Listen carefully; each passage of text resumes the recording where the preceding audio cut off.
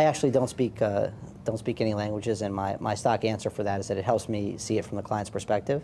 His stock answer is actually on a good day he speaks English, but if the wind's blowing right. Right.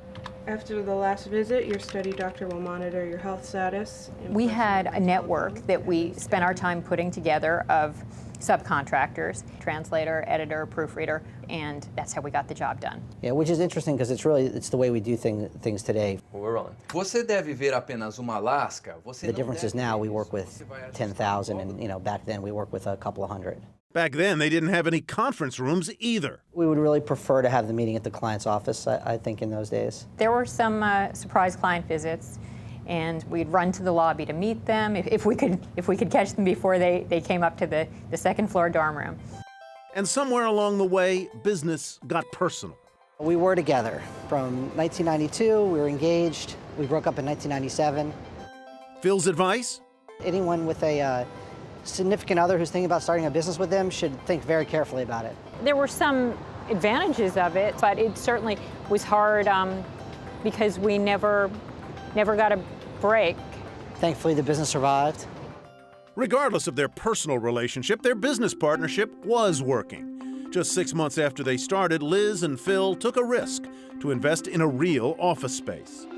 We started the company with a $5,000 credit card advance, and then we waited to do things until we could afford to do them. I remember the first year we had only $400,000 in revenue, virtually no profit, and I racked up 80 grand in debt for personal finances because we put everything back into the business. We put in 120 hours a week to get the business off the ground. The hours of hard work paid off, and soon they upgraded again.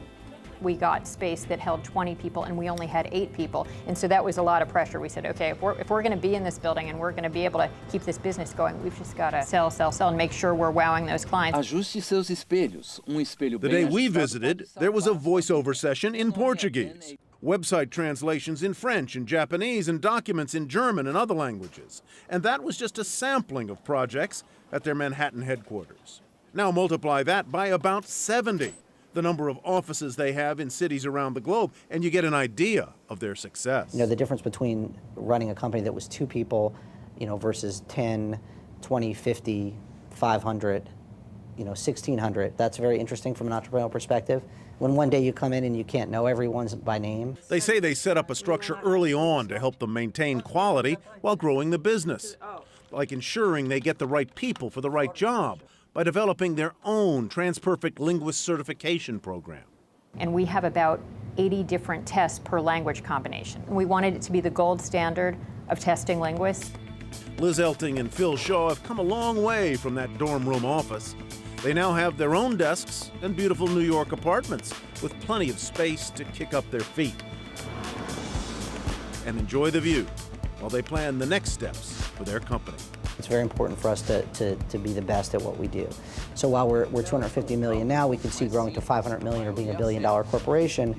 We don't want to do that at the expense of not always providing the best quality and service for our clients.